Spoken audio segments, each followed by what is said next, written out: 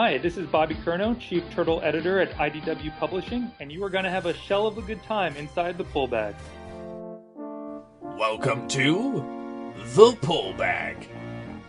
Join us as we dig out our latest comics and discuss them with a rotating panel of the GCRN crew.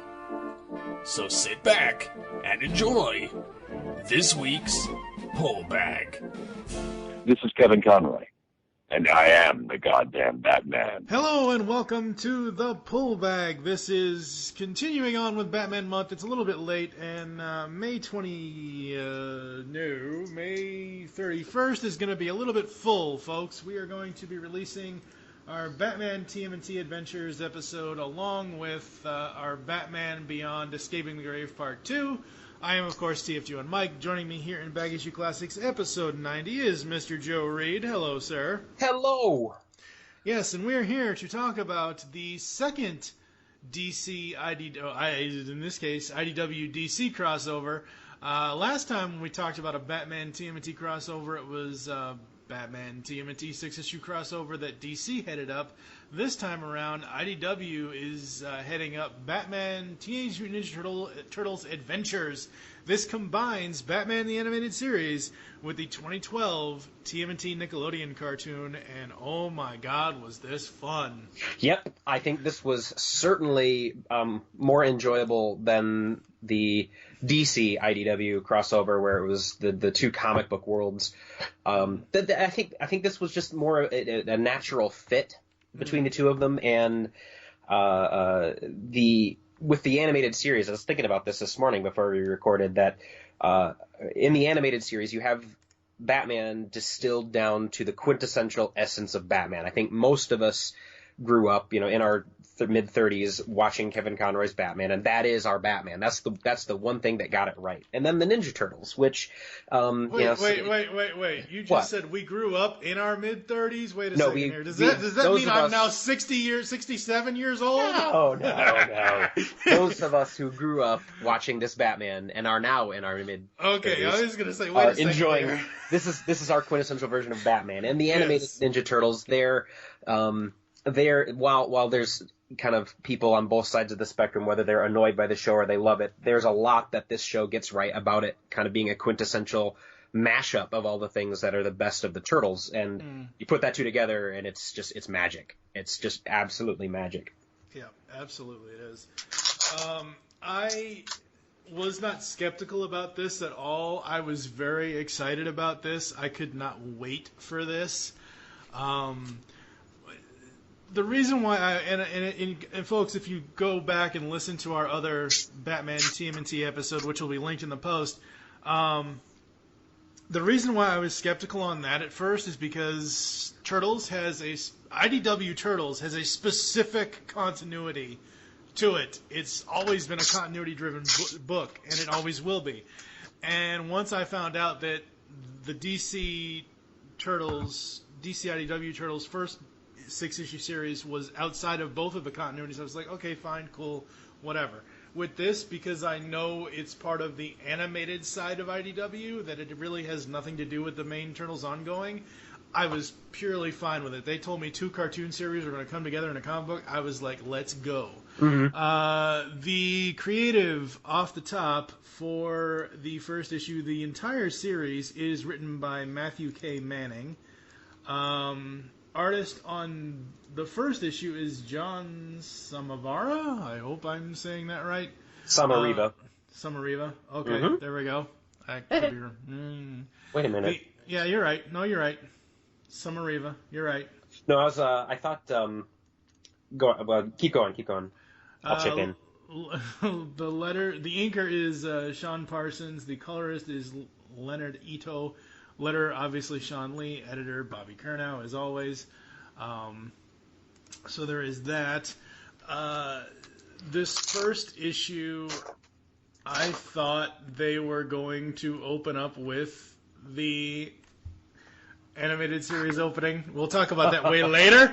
But, like, when I first saw the very first top of the page of the first panel with the guy running away with the trash can firelight kind of thing, and he's looking over his shoulder, and you just see a giant pair of eyes, and it's just the eyes, and we even have a callback to 89. I want you to tell all your friends about me. What are you? I'm like super hungry. You know, if there's a pizza place nearby. You gotta forgive Mikey. He's on kind of a superhero kick right now. I am vengeance. I am the night. Oh man, you know how many times I practiced those lines? I love this. This is just so fun. And in kind of going back to that artist there, John Samariva, I had to gather up all my issues, and I'm disappointed to say I'm missing issue 3. I don't know how that happened, but thanks, Mike, for helping me out with that. Yep. The covers on this, I have some of the A and B covers. Samariva's covers are on point. I absolutely love them. He's got a real good handle on the animated series style, Batman animated series, and his version of the animated Turtles. I don't know, I can't. They don't fit exactly together. Like, they don't look like animated series Turtles. Not if Bruce Timm decided to draw the Turtles, but it fits in this, and they're exquisite versions of the Turtles. So I absolutely love the covers from this series. I guess we'll talk about the covers of 2, 3, 4 and when we get there, but oh yeah, absolutely. When they do series like this series and it's 2 different combinations, you can get what the hell was I going to say? You can get various references to each of, like, they're not just going to make all Batman references. They're not just going to make all Turtles references. You know, it's one big happy family of everything, and the covers are just so well done. You know, and when I'm looking at this too, I'm gonna kind of go online and look for Samariva and see if any of these pages are for sale anywhere. But I have to imagine that as soon as you put Batman and a Ninja Turtle on a drawing, and that drawing ends up in a comic, that page, the original art where they're together, ends up being worth gobs of money. Because, you know, that's extremely limited. It's like a one-off thing, and it's kind of like the animation cells from Roger Rabbit, where Daffy Duck and Donald Duck are on the same cell of animation. Those cells, I've heard that those go for tens of thousands of dollars. So it's but I would love to. There's a couple of pages in here that I would love to own, and I'll never be able to afford them, and that's okay. Anyway, there are, just for issue 1 alone, and they do this every now and then, and some people might think this is overkill, but it's the first issue. I get it. In total, there are 22 covers for issue number 1. You drive me nuts. There's so many that I want. Looking through these, my number 1 favorite one was the one where it's the Turtles with Batman in the background and the bat signal next to him. That's actually going to be the featured art for this episode for the podcast. Yeah. The other favorite I had was the one, it's actually 2. One that actually references Batman the Animated Series with him. Gosh. It's the wing with the red sun behind him, and it's the Turtles inside of his bat wing. Yeah, I also like the one by Tony Fleeks, with the Batman standing up and the lightning behind him, like the end of the credits with the Turtles in front. That was the third one I was going to mention, yeah. I do have to shout out to my I don't know, not friend. I know this guy. We're friends on Facebook, so it's like we totally know each other, right? Yeah, exactly. The Ben Bishop cover, the one that they sold at Shellback Artworks when Shellback had their closing celebration, that Steve Levine of Mirage Ninja Turtles did the art, Peter Laird did the inks for it, and then Ben Bishop did the colors. I have to get a hold of that issue. It was a Coast City Comics exclusive, but they also sold it at that show, I believe. So someday I gotta find that and then call it that I got it. But yeah, the covers for issue 1 were great, and I have to look up this John Samariva guy and see if I can get a commission. I can't afford that right now either. Well, Joe keeps saying he can't afford stuff, folks. That's because, congratulate him and his wife, Jenny. They just had their second kid recently. I am 2 Ninja Turtles into having a full team, so I got 2 more, and I gotta name them after Greek. No, I'm kidding. No Greek artists and stuff. Wow, that's just so wrong. All right. Okay, so the first issue opens up with, like I said, with the Turtles doing their thing. We then get to Gotham City, and Batman is doing his thing. What I am liking about how Matthew K. Manning is writing this is how he describes the characters in the introductions. Like, all the Turtles have their own little description underneath them. It's just so funny. Well, really quickly, let's just go through these. His description: Raphael. He's rude, not always wrong, but definitely rude. Mikey, kind of on a superhero kick right now.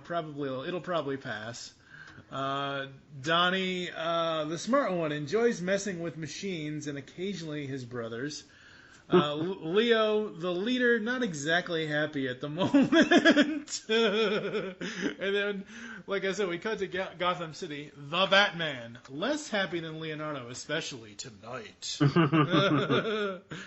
And what I love about his drop down in the ceiling, this is very Bruce Timm animated series style of Batman. Very, it's just so good, so cool looking.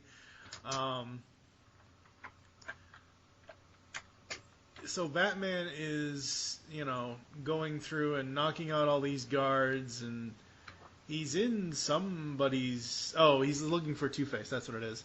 Because Two-Face is up to his old shenanigans. And again, the animated series style, look for Two-Face, obviously, since that's where... I get worried sometimes, not about really the fact of, oh my god, they're going to make a comic version of this animated thing. Mm-hmm. But once I see it, and I'm like, oh, okay, that actually is... They really did, do that very well. And in the dialogue here, and, we'll let the readers do what they do, but I can hear the animated series voices on here. And so I think that's a testament to the writing, to Manning's writing, that you hear Kevin Conroy, you hear... Two-Face. Voice actor Two-Face. Oh, you would have had to ask me that. I know, it's again just brain farted because I can hear that voice and I know him. I know the guy. Yeah, I did too. Oh God. Dang anyway, it. Keep going. And with even with the Ninja Turtles, you can hear the voice actors from the animated series doing that. I think that's just exquisite and wonderful.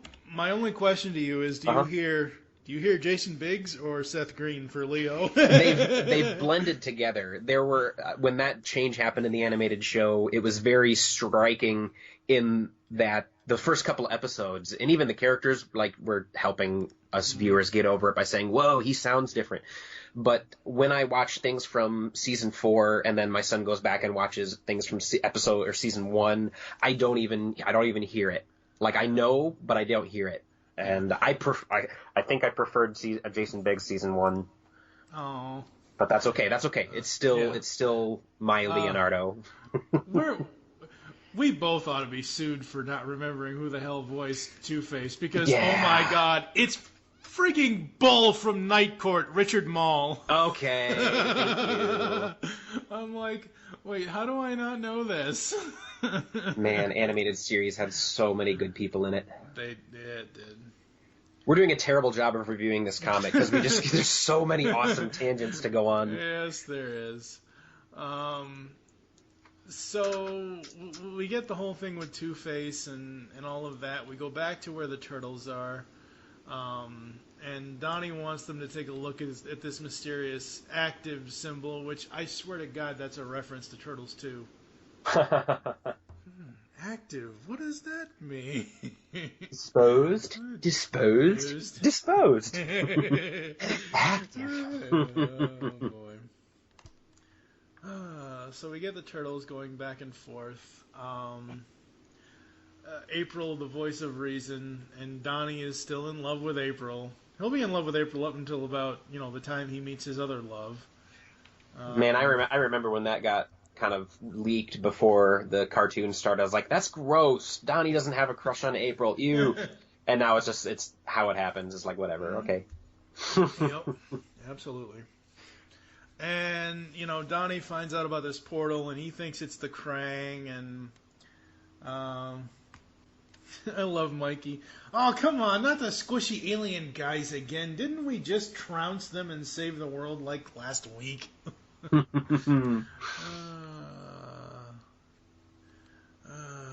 Absolutely love Mikey. I love how I love how the turtles interact with each other. It's just so fun and so cool, and you can tell how different each of their personalities are. Mm-hmm. And we get back to Batman, and Ari goes to Arkham, and he's going into various cells, and completely undetected because he's Batman. Yep, and he finds a triangle in the cell, and it's a portal, and they find a portal as well, and Mikey somehow gets sucked underwater. Okay. Oh, I know what that is. Well, when that first happened, I thought, Killer Croc. Yeah, that's... Yep. Because that's what alligators do. Yep. And, it's not Killer Croc, it's Clayface. My favorite Bat villain.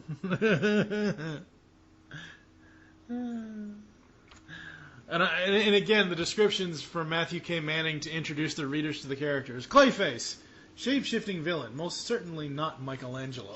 Yeah, Michelangelo got pulled under, and they're like, "Oh man, Mikey, where'd he go?" And then he kind of creeps out of the shadows, but in the shadows you can kind of tell he's a little drippy, he's a little nasty, but then he morphs into Clayface, and no, it's totally me. No, it's not you. Yep. And I love Mikey so much. Hey, Mudbutt, that's not my name. No one cares, Mudbutt. He's calling Clayface a Mudbutt. I absolutely love that. So we get a fight between the Turtles and Clayface, which again is so cool how they have to adapt to this new type of villain. Because I don't remember there ever really being a Clayface villain in here. Say again? I don't remember there really being a Clayface type of villain in the Turtles. Oh, like a shapeshifter? Yeah, I mean, there are... I'm sure they've come up against shapeshifters, but I'm saying specifically Clayface type. Mutating blob that throws punching bags and bricks and anvils at them from... Mm-hmm. Huh. None that immediately come to mind. Yeah. Absolutely. So, they defeat Clayface. They keep wondering about this portal thing, and we get to the Bat Cave.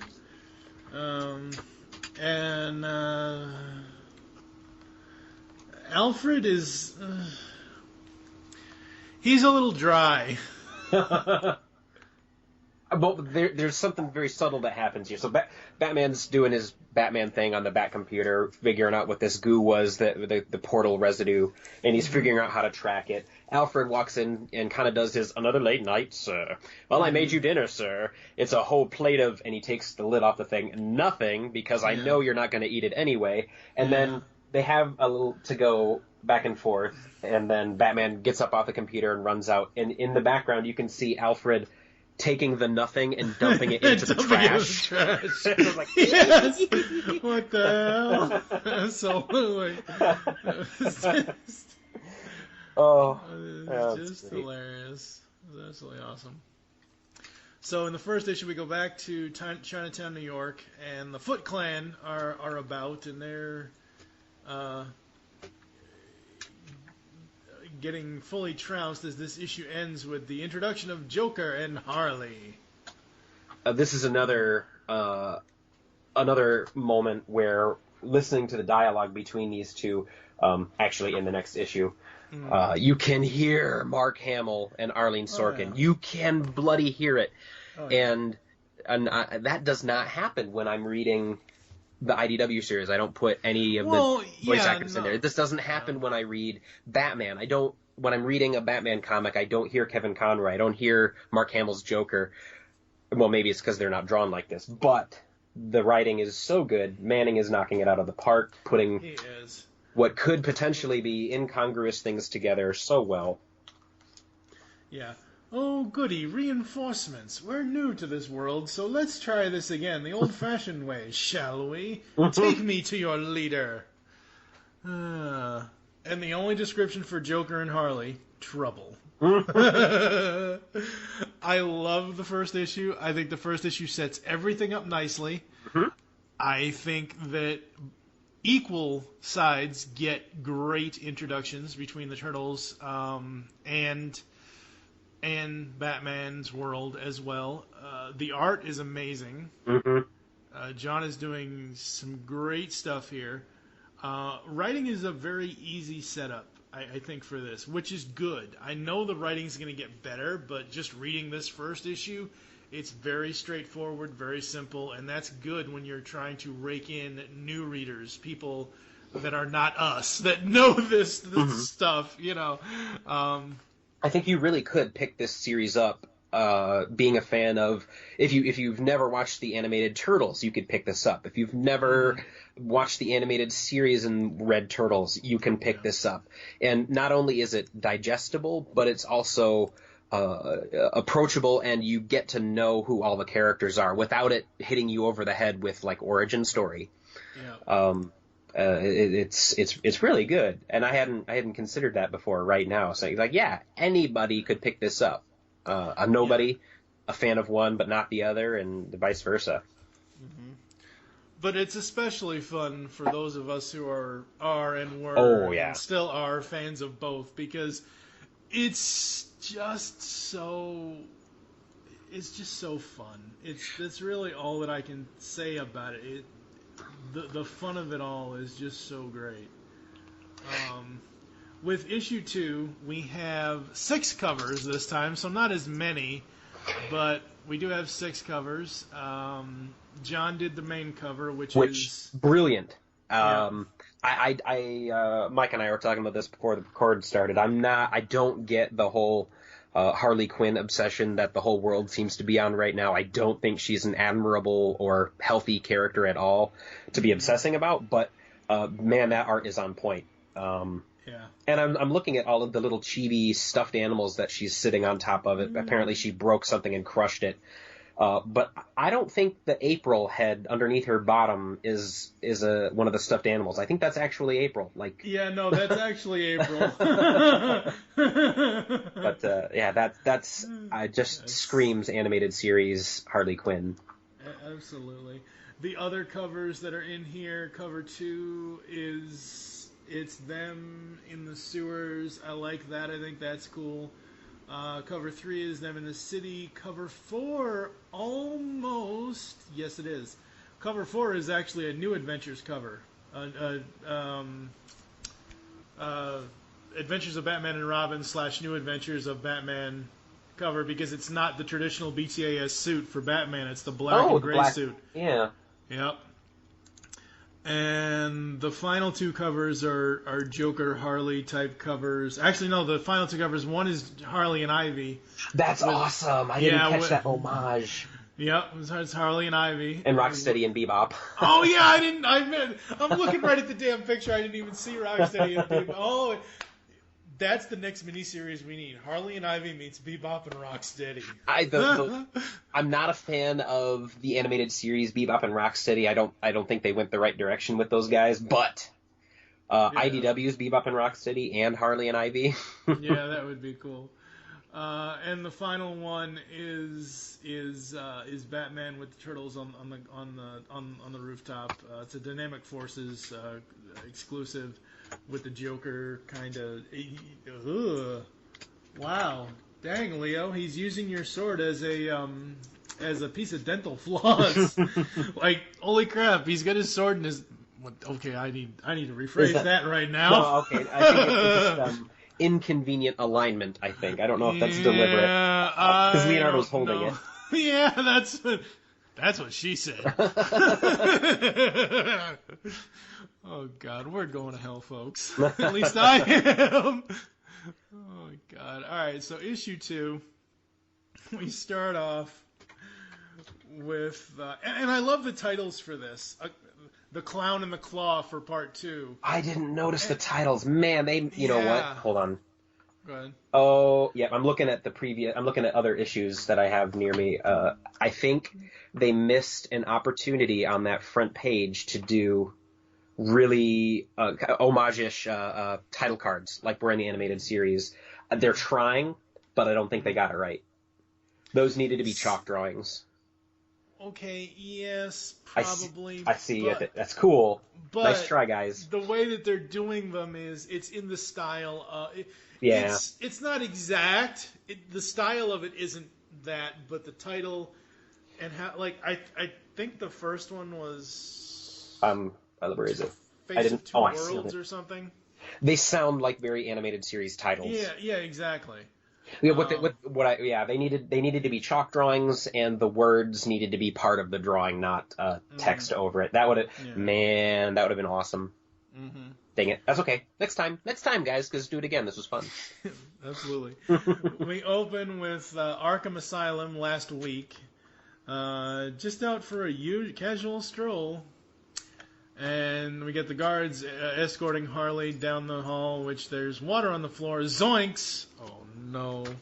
They threw in a Scooby reference. Ruh-roh. They threw in 2 Scooby references. Wow. So Harley escapes.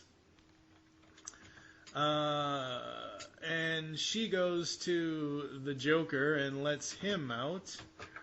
And, we see the 2 portals and, light bulb. Just a little adjustment here, and he throws the guards into the portal. It's just so fun. Man, I hope those guys got home. Wait, he didn't toss them into the portal? Oh, I thought he did. No, he made a smiley face out of them, and the 2 portals are the Joker eyes. That's right. As they went through the portal. Yeah, that's right. And that's how they end up meeting Shredder. Now this is Kevin Michael Richardson Shredder, so it's a little strange. I don't know. I like it, but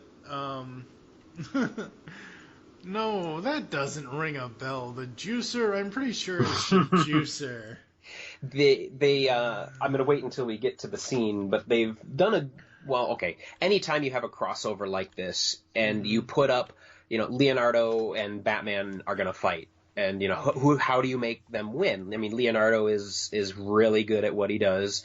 Batman is humanity pushed to perfection and knows martial arts. You get 2 villains in the room, like Joker and the Shredder. The Joker is a criminal mastermind, master chemist, and sociopathic to the nth degree. And then you put Shredder, ultimately conniving, ninja, and who wins? Whose character is better? And they did something in here, and I'll talk about it more when we get to that part of the issue. But in this particular scene, Joker gets the upper hand on the Shredder. And I'm reading this going, I don't know, with the Shredder, well, in this situation, yes. But the writer's done a good job of, he gets an upper hand here, but later he gets an upper hand, and they let each of the villains shine. And I think that's really, if you come down to what a good crossover has to have, is that it's got to have a point where each hero gets one up on the other hero, and each villain gets a one up on the other villain, and you balance it out. You don't want to make enemies when you have cool crossovers. Absolutely. And the interesting thing about the crossover aspect is you have to find a reason for the heroes to team up properly. Like look at World's Finest, okay? You look at that 3-part Superman episode series, which they cut down into make a movie version of it. You look at that. in that movie, Lex and the Joker come together before Batman and Superman can get on the same page, because you have to have a reason for the heroes to team up to defeat the villains. But yeah, so we got Joker and Joker with a rubber chicken. Okay then. An exploding rubber chicken. And I think the reason for the meeting here was that Joker was in New York City and looking for the crime bosses to see what he had to do, and they were meeting, and Shredder just absolutely wasn't having this fool.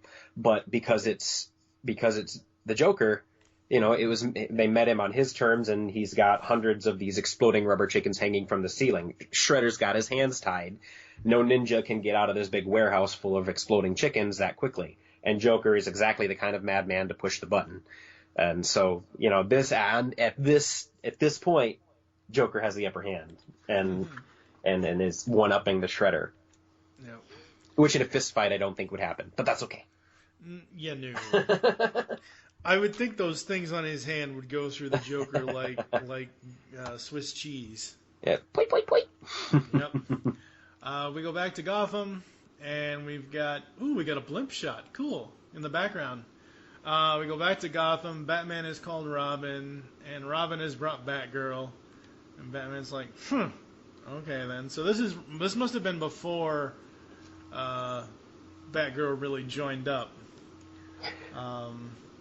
And they I love her description. The fairly new to the whole crime fighting thing, but it rarely shows. Yeah, absolutely. And the reason why I can tell that she is just being introduced here is because it's her black, gray, and blue suit. Now, if she had already been doing this for a while, she'd be in the black and yellow suit from New Adventures. So this specifically is the Adventures of Batman and Robin for her, as far as that goes. So they talk about interdimensional portals, and we find one, and who's going to be coming out of it? Well, it's probably going to be the Turtles, because the Turtles seem to be on the other side of that portal. And we get to a part in the story that just, again, the comedy. Matthew K. Manning is killing it on the comedy. Mikey just poking his finger at it. It's so glowy, you think it's just chock full of mud dudes. And I can hear this in the actor's voice. I can hear the actor's voice. Yeah. I feel something, Mikey. Yeah. I think it's a gargoyle. It's a really angry gargoyle. He's got his hand on Batman's face. Batman's face, yep. A really angry gargoyle, and then wham! Punch. Explain yourselves quickly. Mutant bat creature from beyond.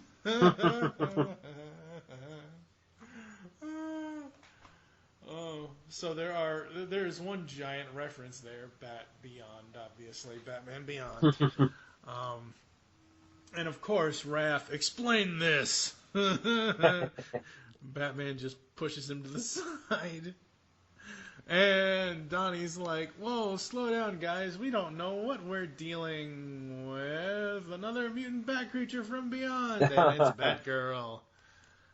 And a kid dressed in red. A kid dressed in red.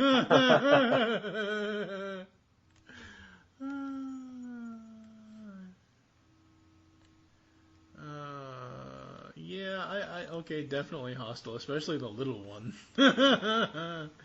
And then Donnie tries to flirt with Batgirl, and he gets a foot in the face for it.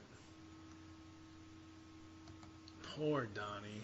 April comes to his defense, and Mikey versus Robin, and holy crap. This is just wow. Just wow. I love it. It's just so fun. April versus Batgirl is cool. I love the art. John's art in this is great, as always. So a nice little fight between everybody before, like you were saying earlier, we get Batman versus Leo on what looks to be a Mr. Miyagi bridge. So that's cool. And any time they let, both Leonardo or Batman in separate, whenever they get to them to do that Sherlock Holmes martial arts analyzing each other's style thing out loud, I get excited. And so Leo's kicking, Leo gets a hit in the gut, Batman drops an elbow in the back of his head and says, you're hesitating, you're pulling your punches, and so are you. You're not going for lethal strikes. We're on the same side, aren't we? Like, they read that in each other's fighting style, and I love to see that. I love to see that. And then we get Stinkweed. Stinkweed controlled by Poison Ivy. Snakeweed, whatever. Stinkweed. Where the hell was Stinkweed? That was... Anyway, yeah, Snakeweed. So we get introduced to Poison Ivy here, and that's kind of how the second issue ends. Yeah, this is the page that I would want to buy right here. The Batman and Leo, we've fought this guy before, this is our mess, and it's Robin, Batman, 4 Turtles, April, Batgirl, all in one panel, and that Batman's on point. That is animated Batman. That would be a page that I would love to buy. Yeah. Second issue, this was the second one. Second issue, yep. Yeah, okay, I'm losing my mind here. Moving along. Well, yeah, right. No, I mean the story and everything. It's just so. Oh, absolutely. The story is on point. Everything with all of the characters is just so great. The writing is wonderful. The art is fantastic. Absolutely loving it. This thing can do no wrong, honestly. I mean, they've continued the story. We've got a reason for the heroes to fight it first, and then obviously team up, and all of that. And overall, I'm really digging it. Getting into... Oh, did you have any final thoughts before we get into issue 3? Nope. All right. I'm going to let you take the ultimate lead on issue 3, because I'm not going to go figure out how to open that, but I don't have this issue, guys. Okay. The trade's coming out soon, so just go buy the trade. All right, so issue 3. We've got 4 covers this time. By far the best cover is cover 2. It has the 4 Turtles up top of either Manhattan or Gotham, and it's got Batman, Batgirl, and Robin in the sewer with Batman holding up the lid. It's an homage to the 1990 film poster. Oh, this wow. is no cartoon. Have you not seen this cover? I don't think I have, because I don't have that... Oh, my God. Oh, yeah, that's true. But, yeah, no, that's by far the best one in my mind. Absolutely dig it. It's just so cool. I clicked that link. Where'd that go? Anyway, I'll find it. You go. Yeah. So with this one, we continue on with Poison Ivy as she... this one is called Greener on the Other Side. We get Central Park, New York City. We open with Mikey... I'm confused. Didn't Snakeweed get all blown up and stuff? That's what we thought. And Mikey's just trying to be logical here, but he's back and teamed up with some lady with leaves for... What does that say? Teamed up with leaves for pants? Leaves for pants. That's not even right, Mikey. Damn. Oh, that's funny. What I'm loving about this one is, again, the incorporation of the villains. Ooh. Technical difficulties. Let's move on, shall we? So, as I was saying, before I was so rudely interrupted by whatever the hell that was, we have them going up against Snakeweed, and Mikey's just like, this is the best day ever! And we get back to Shredder and Joker. I assume you have demands. And Shreddy Poo, we've been friends for nearly 8 minutes now. I don't make demands of my besties. I was thinking more along the lines of a mutual relationship. You scratch my back, I put a kick me sign on yours. Yeah, Joker just loves to have fun with this. He's not taking this seriously at all. And that's the best kind of dichotomy between those two, or the conflict between those two, is that the Shredder absolutely is taking this seriously, and right about now is when he's done with it, totally through. Doesn't like this clown, and he's like, all right, boys, we're out of here. And Yep. Absolutely. And we get introduced to the boys. We get Tiger Claw, Baxter Stockman, Razor, and Fishface. Mutants, Shredder Loyalists, potentially the world's creepiest bobsled team. I love Harley. Look, that one's a kitty. Can I pet a kitty? Can I pet the kitty pudding? So they eventually come to an understanding, and they all start laughing, and Shredder gets his helmet knocked off, and we have Joker next to Baxter, and it's just all kinds of crazy. well, this is where this is setting up where Shredder gets his one-ups on the Joker. The Joker brings him in to say, hey, the deal's over, and squirts him with his smile gas. Yeah, and that's where the true. helmet comes off. And so the Shredder is infected with the Joker gas and is smiling and grinning and laughing off in the corner. I don't think he got the rest of the other guys. I think is that right? You tell me that they backed off. No, he got pretty much everybody. Okay. Yeah, he got all of them. Because he's with Baxter. We see Tiger Claw on the ground. We see Bebop and Rocksteady on the ground. All that stuff, yeah. We get back to the Turtles. Get your head in the game, Mikey. We need you at 100% right now. Yeah, like Mathel will make this more fun.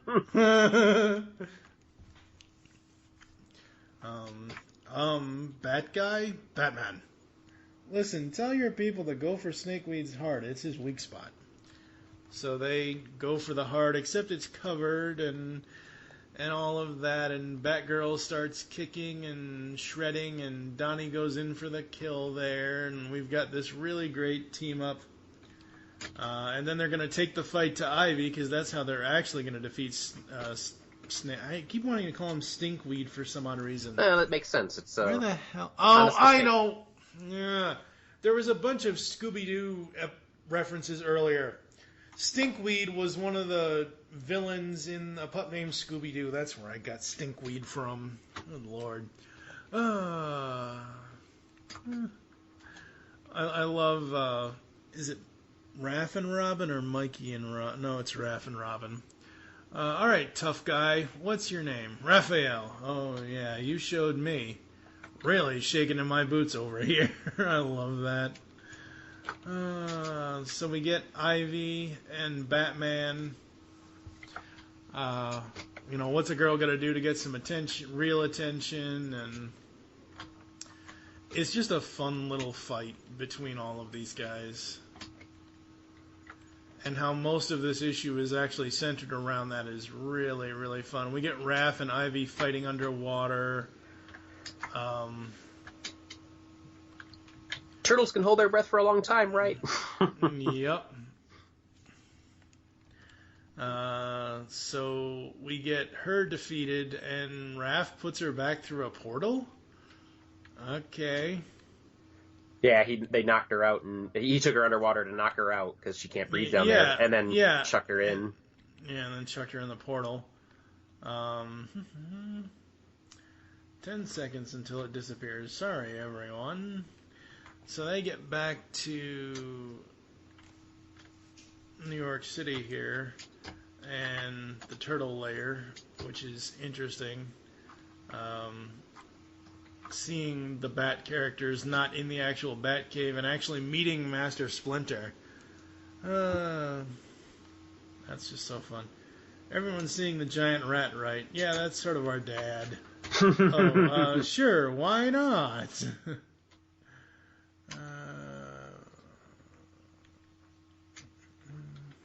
Master Splinter, ninjutsu expert, kind-hearted father, and sensei, fan of 1980s smooth jazz. Picturing some Kenny G in my head, or listening to some Kenny G in my head. Oh God, yes, that's so fun. It's like the Splinter from the TMNT computer-generated movie, listening to his stories, wanting to watch his stories.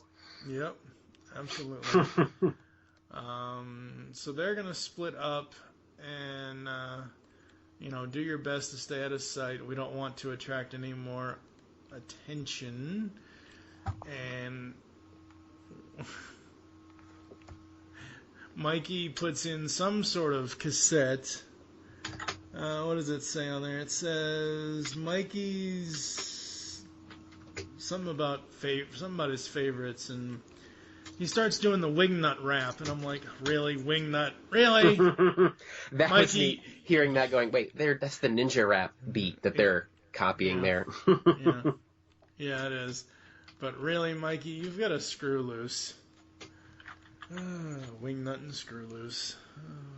Go, wingnut, go. Yeah, it is the ninja. Oh, God, you're right. It is the ninja rap. I'm like, oh, my God. It's too funny. So they have a fight against the Foot. We've got Batman and Leo looking at fear gas, because the Scarecrow is going to make his debut here in a little while. Actually, right about now, and they've got all these weird giant bug animals, and that's how this one ends, as we get introduced to Dr. Jonathan Crane, known to the people of Gotham City as the Scarecrow. I don't know. Would I say my second favorite Batman villain? I don't know. Meh. He's alright. He's not. I wouldn't put him second. Mm-hmm. I'd probably put him like fourth or fifth, honestly. Yeah, it's interesting. I'd have to think about that. I think he has a lot of potential, and I like the animated series version of him. No. So overall, issue 3, I like it. I think it's fun. I think it's cool. I think the story is progressing well. I think by the time we get to issue 4, we get into a more figuring out why everything is happening. Mm-hmm. So there's that. Any final thoughts on issue 3? Nope. I think it's a wonderful ramping up. I think they got a lot of the big Batman villains in there in a very organic way, and it's working. And it's neat to see how the Turtles handle it versus how Batman handles it. So, what we don't get in this series is Batman fighting Shredder. Yeah. But that's okay. Yeah. That's okay, because we get the two villains kind of having their back and forth, and that's unique. Yep. Issue 4 has 3 covers.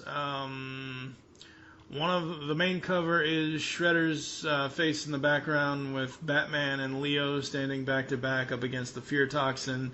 The second cover is Batman and the Turtles jumping off of buildings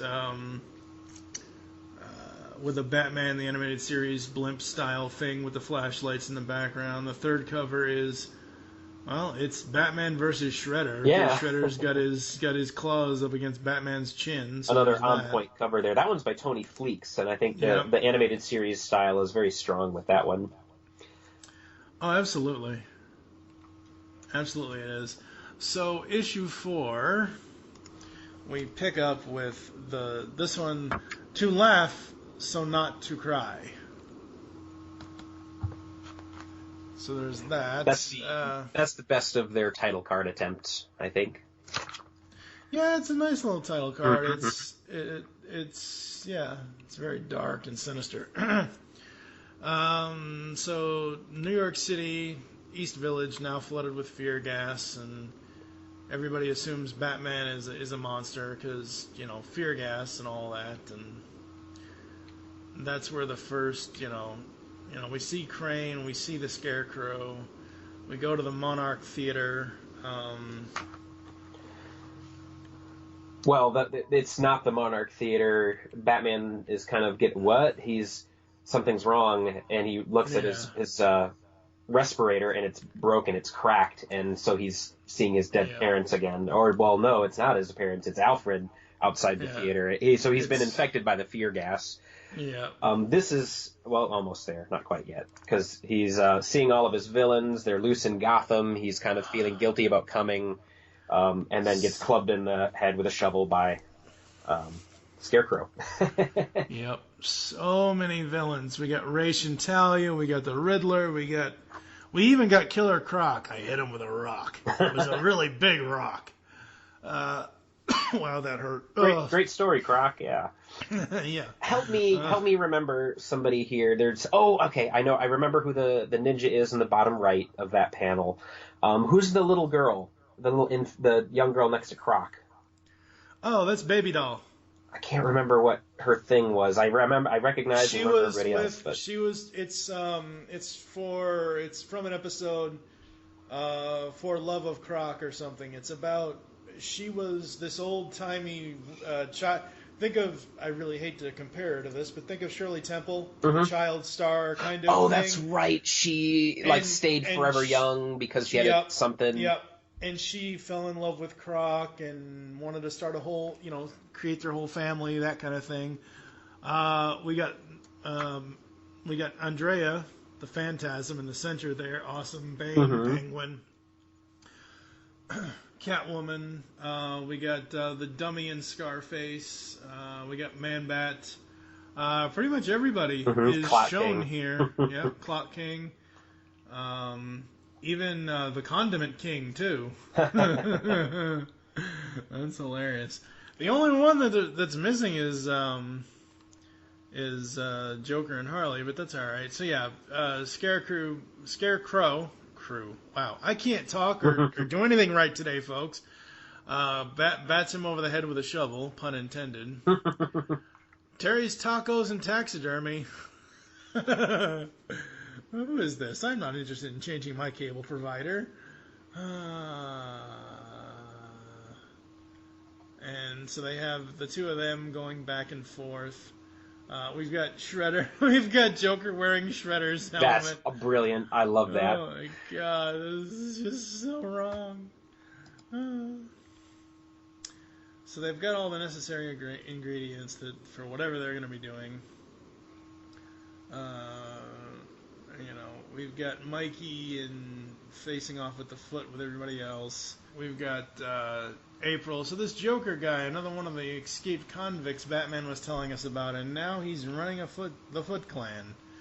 And all the foot soldiers have the Joker smile painted on their faces. It's a neat aesthetic. It's a neat thing that he totally would have done. Oh, of course.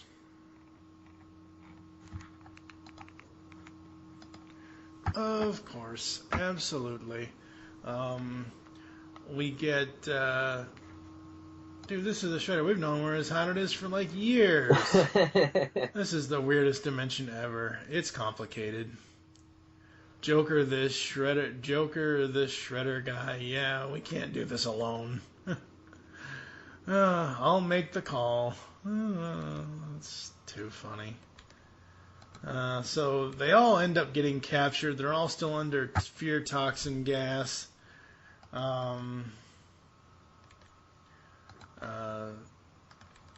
We get Batman basically breaking free. We get the Scarecrow jumping into one of the portals. What are you liking so far here? This is where I like my Batman. He's under the effects of the fear toxin, but he's battling it and he's fighting it. It's because he's been under the effects of it before. He knows how it works, and so he's resisting it. And once he breaks free and Scarecrow escapes, and the two turtles who've never experienced this before are just completely crippled by it. Skipping ahead a couple pages because we'll come back and hit that. But he's talking them through it. He's like, "This is how to deal with it, guys. It's not real. This is what's real. You need to clear your mind and think about this." He's helping them, and I'm picturing Batman being under the effects of that fear gas and being able to logic himself out of it. Like, that takes that mystical amount of willpower that I love to kind of imagine. It's neat. It's neat to watch him doing that. It is very, very cool. Absolutely awesome. And, yeah, again, the artwork here is great. The writing is still on point, I think. Let's see. What else is... We get... We get April, Batgirl versus Harley, and Batgirl just smacks her in the face. She unveils their two mutants because you can't leave the Joker alone with a tub of mutagen, and he makes his laughing hyena henchman. Yep. Yep.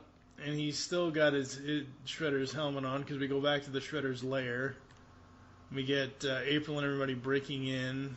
And in the background, Shredder is crumpled up in the corner with a big grin on his face, chuckling like he's really under the effects of this stuff.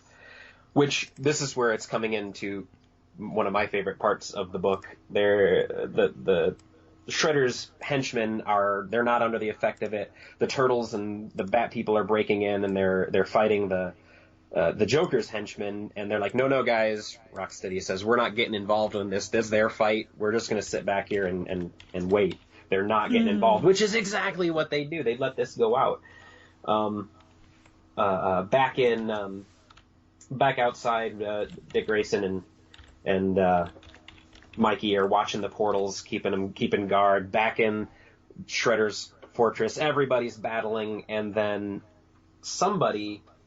who is it? Who is it here? Somebody mentions... Oh, yeah, Leonardo mentions Splinter. Remember what Master Splinter taught us. We can do this. They're shaking off the fear toxin. And upon hearing Splinter's name, the Shredder shakes off the Joker poison. Now, this is the same Joker toxin that, in the animated series, people end up catatonic with a grin on their face, just completely incapacitated. But through the sheer ninja willpower and anger of the Shredder, he shakes off the Joker toxin and comes through it, and knocks out the Joker, takes his helmet back, like, this is my place. Now everybody get out, and he totally empties his lair of both the Turtles and the Bat Friends and the Joker's henchmen, which is brilliant. This is where the Shredder gets his one-up on the Joker, and brilliantly conceived, brilliantly written, and neat to see. And it gives our Shredder something that's more supernatural beyond just being an angry guy, and I like that. Mm-hmm. And like you said, we get the little interspersal here with Robin and Mikey, and Robin's like, I think I made the right calls. Take me out, watching Mikey with the portals. Like almost falling in, jerking around. Yep. Yeah, like you said, we get Batman basically fixing everybody and taking out the giant hyenas and all of that, and them working together. It's just so awesome. Leo saying he could see through this in a second, so if he can, we can too. And like you said, he basically tells everybody to get out. We got Harley and Joker tied up, ready to go back and all that. Donnie's like, this whole time we've just assumed that the Krang is behind these portals, but it's not them. I've been studying this beacon, and I'm sure of it now. It's somebody else, someone who's tapped into the Krang's frequency. Enter Jervis Tetch, the Mad Hatter. Dun, dun, dun. The final Arkham Asylum escapee, inventor genius, the maddest of them all. Issue 4 was great. I thought it was very well done. Nice. Issue 4 is more of a battle issue than anything else. It was, there is story here. It does progress. We do find out what the Joker wants and how he wants to do it and all of that. But pretty much it's an action issue.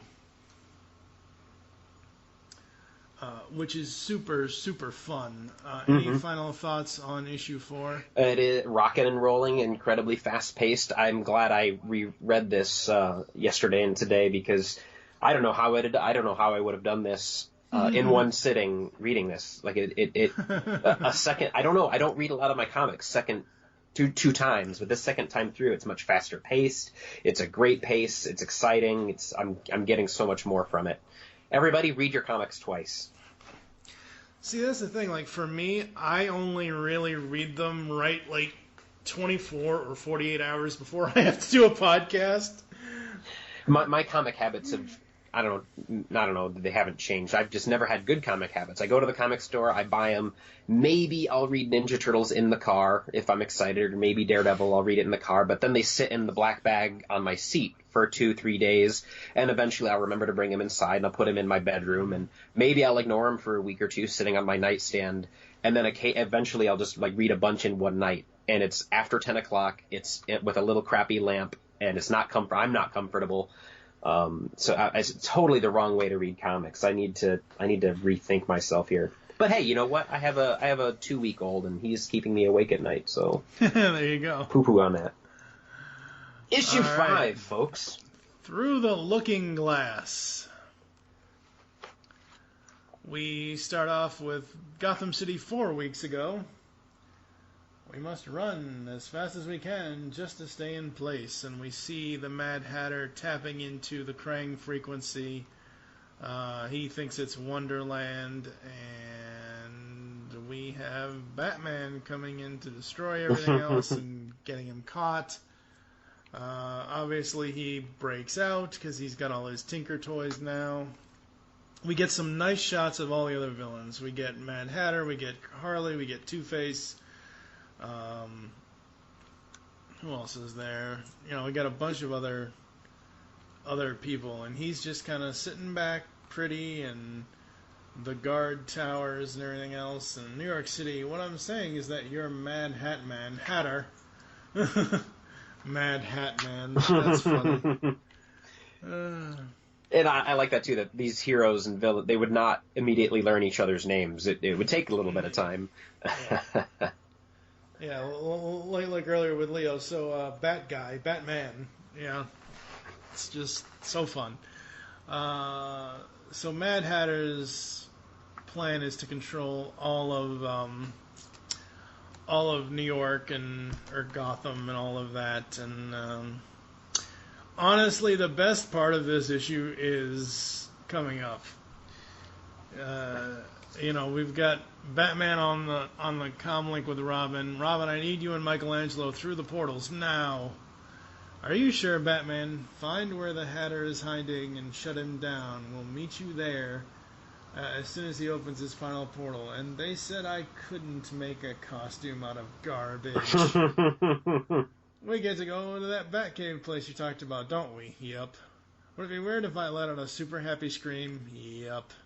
You know I'm going to go happy scream anyway, right? Yep. Yep. Cowabung. And then the opening. My note, I swear to God, the only note that I could write down as soon as I saw BTAS intro was right before I wrote down BTAS intro. Holy rusted metal, Batman, they did it! Oh my God. So for you readers, I think if listeners rather, if you only buy one issue of this book, I would have to suggest that you buy issue 5. Yes. There is 2 pages here. It's a full page, not a spread, but 8 panels anyway, 16 panels. They do the most beautiful homage to the opening scene, the opening credits from Batman animated series. You can hear the music, the blimps, the 2 bank robbers, boom, the explosion, the music starts. I mean, it's pretty much panel for shot panel. for shot, panel for panel. The only difference, obviously, starts in when Robin jumps in the Batmobile and Mikey's on the end of it, right above the exhaust port. Hey, wait for it, boom, beep, and and then that's different there. And then obviously Mikey with his cape and cowl, and him with the close up. And I love how the close up is hand drawn with pencil, because that frame of the the opening credits was a pastel drawing, and only the mouth was animated, and so they hand drew that panel with pencil. That's brilliant. It's just so good. So Mikey ends up tripping over his cape. We get an awesome, the awesome shot of him kind of tripping and Robin fighting, and we get Robin doing the knockout punch like Batman would. We get the criminals up top, and we get Mikey and Robin up top, and Mikey's like, yow.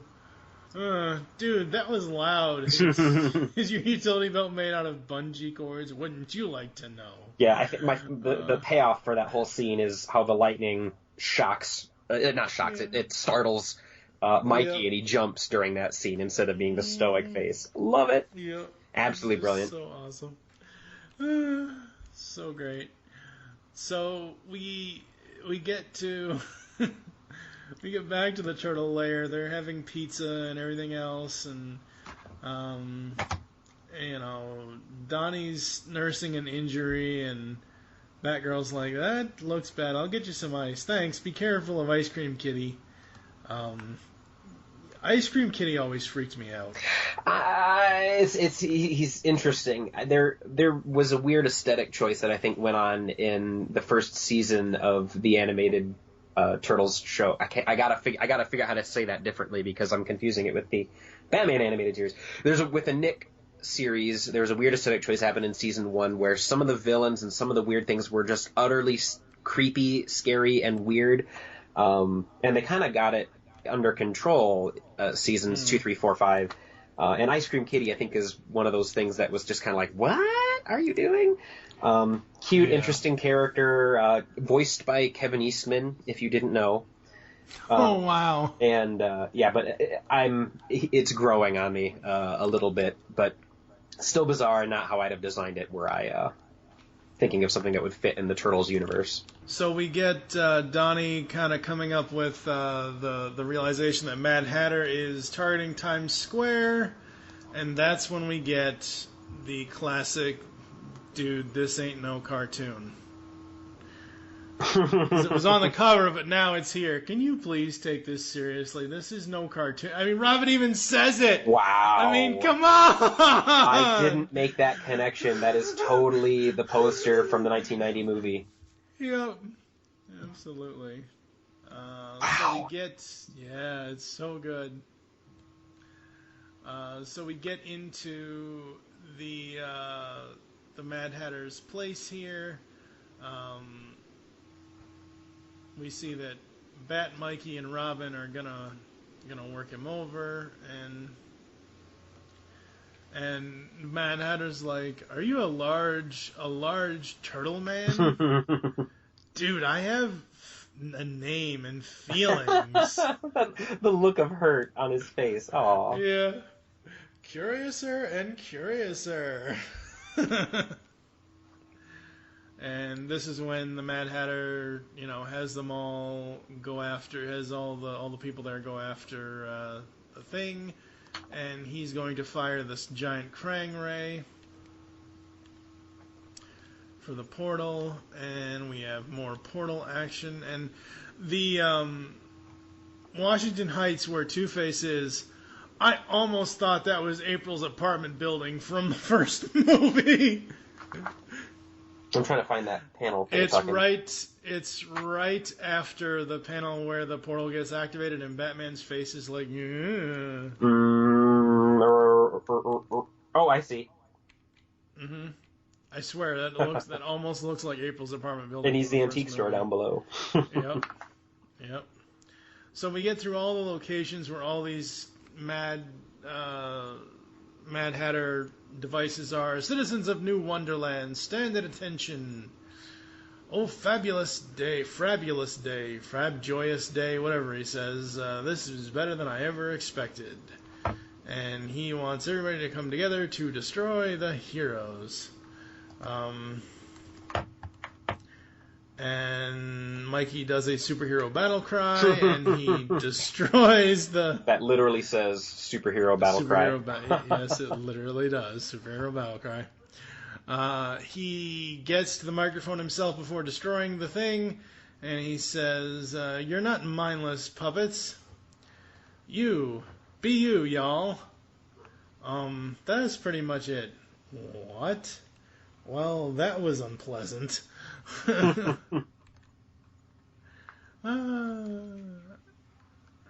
And we get Batman and Mad Hatter and Mikey and all that, and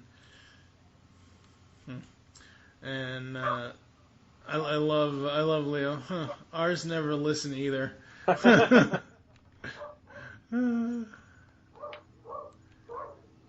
And we get Mikey and everybody saying goodbye because they're going to go back to their own dimensions. I think my favorite panel is Batman and Michelangelo. Michelangelo, this was literally the best day that anyone has ever dayed. It wasn't half bad, was it? Okay, Turtles, that's a wrap. Let's move out. And they leave, and we've got Hatter and Harley and Joker and everybody back in the back, and Robin's like, yes, I see what you're saying, and I could totally be the Turtles, see the Turtles rubbing off, maybe just this once. We take a quick break from being serious, and they all have pizza on the rooftop. And so right here, and then we get the epilogue panel back here where the bat signal's in the air, and we're outside of Gotham by a couple of miles, and there's an old decrepit barn, and Scarecrow's in there working on sketches, and he's drawing a really scary version of Scarecrow, and he says, we'll be more frightening than ever. I have to be different, darker. All right, before I continue on, what version of the Scarecrow is that? Is that something that we've seen before? Okay, with the noose around the neck?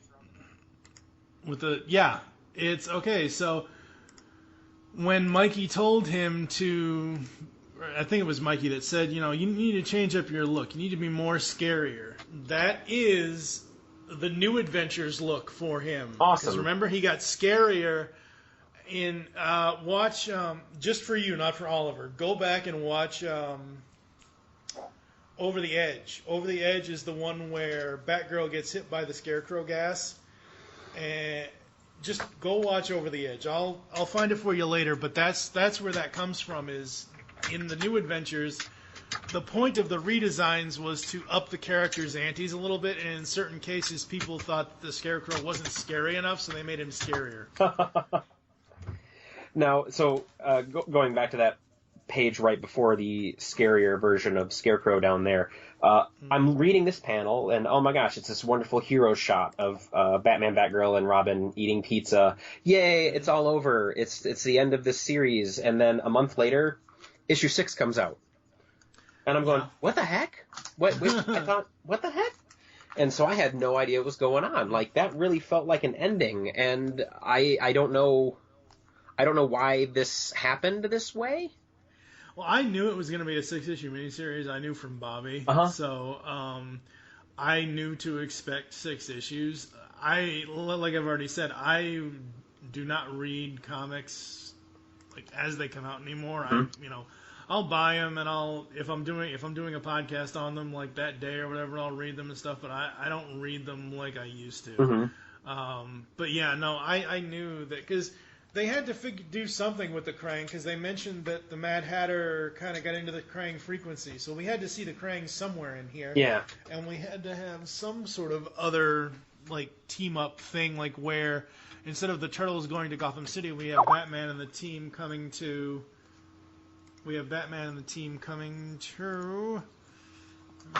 Gotham this time. Well, to their New York City kind of thing. Yeah. So. Well, yeah, that's like, I wonder what happened with this in the editing or in the writing process. Is that like they said, okay, we need 6 issues, Batman animated series, Turtles crossover. Go write that. And then he came back and said, all right, I have this great. It's 5 issues. It's perfect. It's exactly what you asked for. And then somebody went, no, 6 issues. And is wait, I'll come back. And then he wrote this kind of wonderful little standalone thing that's loosely related, but it also let some of the other aspects of Batman animated series come out. We get different versions of the characters, and this time in this kind of almost standalone issue, you get the Turtles coming to Gotham, whereas Batman went to New York before. So, absolutely. Ah, brave new world that has such putzes in it. You know, kids, a lot has changed while your old Uncle Joker's been away. New Gotham, new rules, even a new Batman. It isn't 65 years in the future, but Legends of the Dark Knight has gone beyond. Batman Beyond, that is. Ah, the new boy. Ears are too long and I miss the cape, but not too shabby. Not too shabby at all. Join Steve and Mike as they delve into the remaining episodes of the podcast, where they'll cover Batman Beyond, products, games, and more. Check it out only on GeekCastRadio.com. So finally we get to the epilogue. The epilogue has 6 covers. John Somariva is on 3 of them. Ty Templeton did one. Sean Galloway did one. Neil Adams did one. What? Uh-huh. Cover 5. Salt Lake Comic-Con exclusive variant cover. Oh, man. Yeah. 1, 2, 3, 4. Yeah. His cover is, you know, the classic shot of the turtles jumping off the roof, and you know what I'm talking about, right? In the classic animated series where they jump off the roof, it's that cover. It's them with Batman. Yeah, I'll show you. I have a thumbnail version of it inside the book. I really do wish they would put out once a year a book that has just all the cover variants in it. It upsets me that they don't, and I don't know why they don't. I understand, like, the collectors want all of these, and it's fun to hunt them down, but Yeah. I don't know, you're doing the artists an injustice when you're not allowing people to pay some amount of money to get a print of the cover. Yeah. I don't know, maybe we could ask Bobby.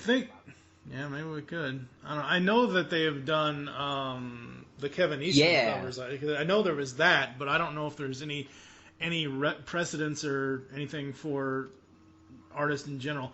Honestly, outside, I like the main cover by John Somariva. It's okay, but it's not my favorite. My favorites would be almost any of the others, honestly. Cause the subcover I have, and I think it's absolutely brilliant. Who did that? The one with the Valerio. Batmobile? How do you pronounce that? Shitey? Shitey? I don't know. That could be a dirty word. I don't know. He's trying to trick us. But I love him anyway. It's that's the best cover. Yeah, that one, and I like the other one right above Neil Adams is one with the Batmobile with the turtles kind of hanging off of it and Batman kind of silhouetted in the background. I like that as well. Yeah, but overall, absolutely digging this series. I like that we have the epilogue, The Terror of the Krang. And we have a classic Gotham City opening with Bruce on the rooftop. It's a rooftop party. And we get introduced to Tim Drake here. And we've got the whole Tim Drake, Bruce Wayne thing going on. And then a bomb happens. And what was that? The preposterous. And we have Krang. We've got Batgirl. This is her in her black and yellow suit. So this is after. This is when we hit the New Adventures kind of line. This is when Tim Drake was with them and Batgirl was with him, and Dick Grayson was off being Nightwing. So we get the New Adventures Batmobile. We get all of that. Batgirl fighting Krang, the 3 of them fighting the Krang, and then the Turtles show up. Batman. Hey, Batgirl. Oh, hey, Donnie. Long time no see. Sorry about all this. What, the invading hordes of alien brain creatures? I hardly noticed. So we get, Batman and Leo doing their technical situation kind of thing, and we get, I love Mikey. Hey, Robin, when did you get so small? How are you talking? Did I fall asleep during the movie? I think I fell asleep during the movie. Let me tell you a little guy named You missed all the awesome. See, we're the Teenage Mutant Ninja Turtles. Okay. And of course, Sean Lee, amazing letterer that the man is. It's in the Teenage Mutant Ninja Turtles. It's the IDW logo turtle thing. It's absolutely awesome. We fought alongside your pops a while back. Took out the Mad Hatter, Joker, even that Scarecrow guy. Batman's not my dad. Yeah, for a while, when I was reading this the first time, the Robin character, who they didn't name him in the beginning, and he was kind of a little cocky, a little arrogant, and I thought, oh no, it's Damian, because Damian never made it to the animated series, though, did he? Now that I think about that, no. So then he gets here and it says, Batman's not my dad. I'm like, oh, that's not Damian. Who is that? Is that Tim Drake? No, and then I Tim remembered that Tim Drake in the Batman animated series was kind of a combination of Jason Todd, Tim Drake, and so he's a little rougher around the edges than the very professional and straight edge Tim Drake that I know from the comics. So it was kind of an interesting thing for me to notice. Scarecrow is in his own little mindset here, and he thinks he's on the Krang world and can't breathe and all of that, and we have Batman, you, both of you, so that means they're here too. We get Fear Gas, and we get Batgirl saving people, we get Donnie. Donnie asks her, so whatever happened to that other Robin, the older one? Let's just say he moved on, so he's not around much then, and crunch. Whoops. Batgirl, Donatello, Nightwing? The gang's all here. Fantastic.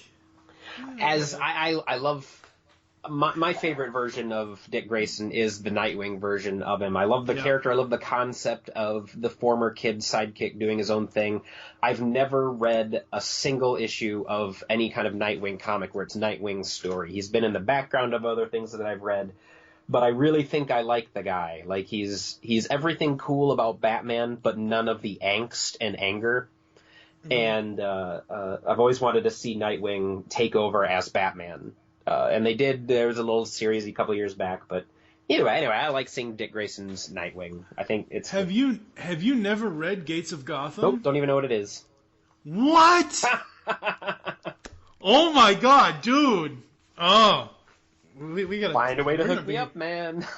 Obviously, but if it's a straight paperback, I'll pick it up. Oh yeah, we're going to be here for hours, folks. Anyway. Hey, but you know what? I know this is like a ridiculously long podcast. Thank you if you are still listening, but I think this is the most fun that I've had in a long time, and maybe it's just perspective. I haven't done it in a while, but I think we're both learning so much. We're enjoying. This is great. I hope, listeners, that you are coming along on this fun journey with us and that you're not bored out of your skull. We hope not. Boring us? Never. Couldn't be. Oh, Lord. All right, so we get the introduction of Nightwing, and Donnie's not exactly thrilled with that. Hey, Big Robin. Hey, Mikey, need a hand? So Batman calls them away, and we get a Batwing. Yay! Awesome Batwing. I can hear that scream, that sound of the animated Batwing. That's so cool. The only thing that was missing out of this is them doing a 89 reference, going up to the moon. Oh yeah. That's the only thing this issue is missing, and I'm not gonna fault it for that. But as soon as I saw the Batwing, I'm like, okay, when are you gonna fly up to the moon now? Well, that was one of the things that I loved about the 89 movie, right? It's 89. Yep. Is that it looked like the bat symbol and it flew up to the moon and did the silhouette thing. But then when the animated series came out and I watched that, the Batwing was just a slightly different shape and it couldn't pull off the bat logo thing. Like it was wider. It wouldn't, but that's a weird child gripe. I don't hold it to that. But yes, it's the animated series Batwing and it's cool. And we got Raph and Batman in the Batwing, which is cool. And we got Raph out on the wing of the Batwing. Oh, this is one of my favorite lines from this issue. Somebody, I think Batman's on. Yeah, he's on a call with Batgirl. He's been filling the Gotham City Police Department blimps with a type of anti-Krang fear gas he's developed. According to Crane, the gas won't have any effect on humans, but it may affect humans. And you trust him? Batgirl asks. No, but you could see it in his face. He's too terrified to try anything at all. And I saw the exchange there. So he's telling Batgirl what's going on, and you trust him? No. And I can hear that in Kevin Conroy's voice, and I can hear that in the psyche of Batman. They're just already having thought through what's going on. It's kind of like the trailer for Batman and Harley. God help us. And that's something about the animated series Batman and Conroy's how he handles Batman is that we all know that Bruce Wayne is the disguise and that he's putting on that voice and that act.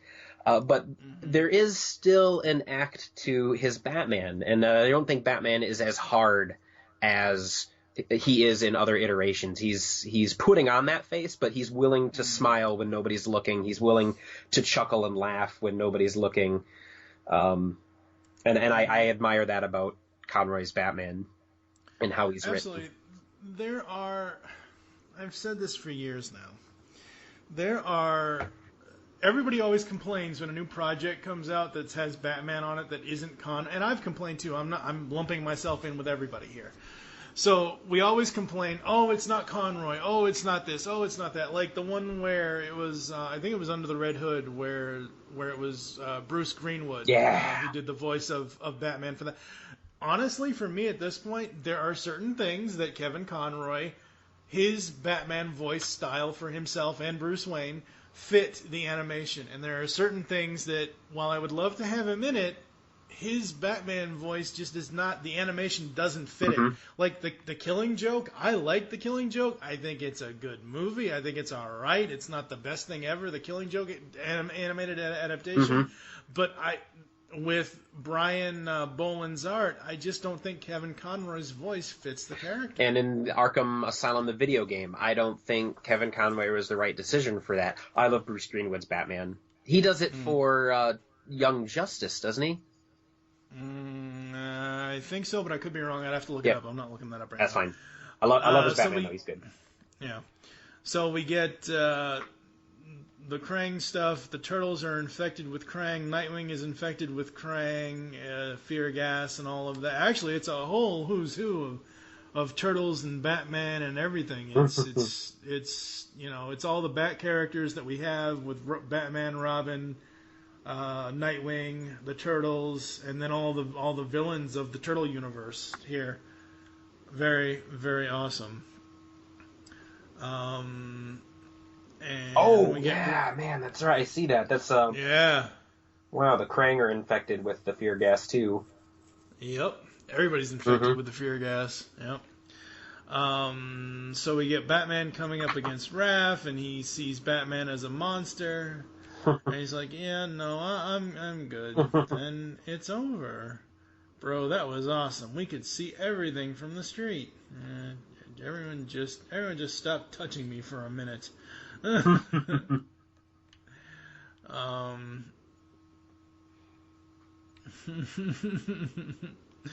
I hate to cut our reunion short, but the Krang might have retreated into your dimension, and you need to deal with that. Exactly. Yeah, we only have one more issue to wrap up this story, so we've got to check out. Yeah. They're totally doing that weird talking without talking thing. Dude, you just became my favorite Robin. Another great line. It's always good to see you again, Batgirl, and, that's not off-putting at all. Just Donnie has to be carried away by Raph. Alright. I'm filling your bed with cockroaches tonight, right? Alright, pack it in, lover boy. Yeah, you what? Because Raph sees the shredder in the portal before it closes. Yeah, I'm fine. It was nothing. Fear talk. Until next time, Batman, yeah. So what? Okay, fine, I'll watch the movie. But I'm not wearing a tie this time. Deal. The end. I think this series was super fun. I think they worked everything into it that they possibly could, which was amazing. And it's just one of those things where I want Matthew K. Manning to write more stuff like Yep. this. This is the first time I've read his stuff. This is the first thing I've been exposed to of him for this. And just, if they're going to ever do another one of these types of team-ups, oh, hell yes, he better be writing it, because this was awesome.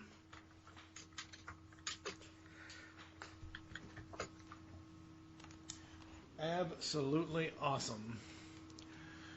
Any final thoughts from you, sir? It was absolutely brilliant. It was better the second time through. It makes me want to go get the animated series off the shelf and start watching that again. I'm very disappointed that I only have the first 2 seasons, or box sets. I don't know what they are, if they're seasons or whatnot. But it's pretty awesome.